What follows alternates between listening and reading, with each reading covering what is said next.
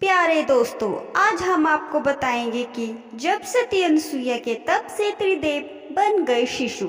अत्रि ऋषि की पत्नी और सती अनसुईया की कथा से अधिकांश परिचित है।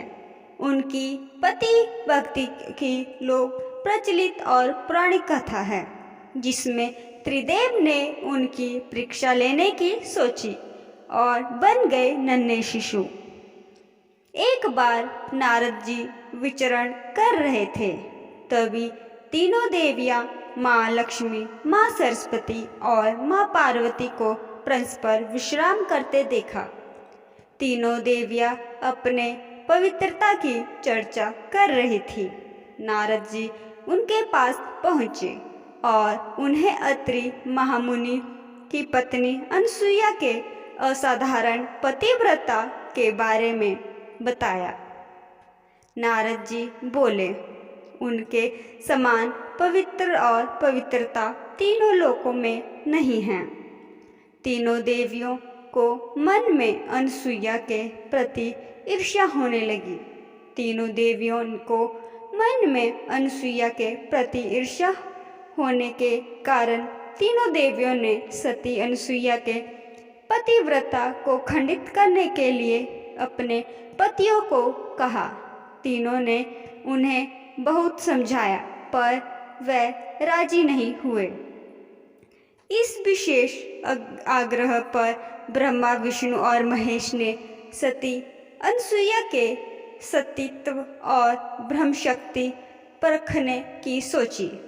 जब अत्रि ऋषि आश्रम से कहीं बाहर जा रहे थे, तब ब्रह्मा, विष्णु और महेश तीनों ने यत्रियों का वेश धारण किया और अत्रि ऋषि के आश्रम में पहुँचे। तभी भिक्षा मांगने लगे।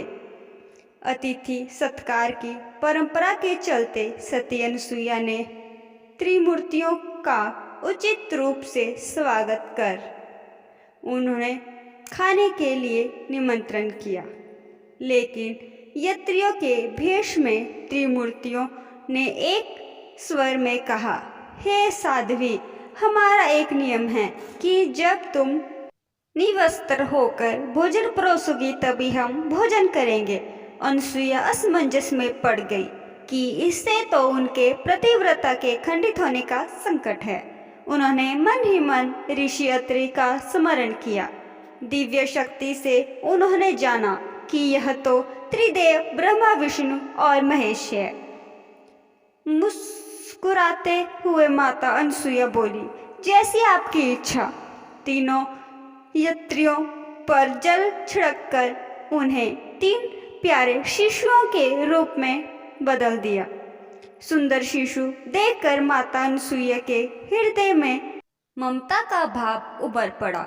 शिशुओं को स्तनपान कराया, दूध भात खिलाया, गोद में सुलाया। तीनों गहरी नींद में सो गए।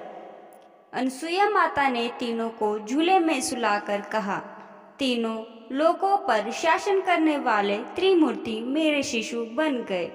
मेरे भाग्य को क्या कहा जाएगा। फिर वह मधुर कंठ से लोरी गाने लगी। उसी समय कहीं से एक सफेद बैल आश्रम में पहुंचा। एक विशाल गरुड़ पंख फड़फड़ाते हुए आश्रम पर उड़ने लगा और एक राजहंस कमल को चोंच में लिए हुए आया और आकर द्वार पर उतर गया। यह नज़ारा देखकर नारद, लक्ष्मी, सरस्वती और पार्वती आ पहुँचे। नारद ने विनयपूर्वक अनसुईया माता से कहा, आपने इनके पतियों से संबंधित प्राणियों को आपके द्वार पर देखकर यह तीनों देवियां यहाँ पर आ गई है। यह अपने पतियों को ढूंढ रही थी। इनके पतियों को कृपा करके इन्हें सौंप दीजिए। अनसुईया माता ने तीनों देवियों को प्रणाम करके कहा, माताओं, झूले में सोने वाले शिशु अगर आपके पति है तो इन्हें आप ले जा सकती है। लेकिन जब तीनों देवियों ने तीनों शिशुओं को देखा तो एक समान लगने वाले तीनों शिशु गहरी निद्रा में सो रहे थे। इस पर लक्ष्मी, सरस्वती और पार्वती भ्रमित होने लगी।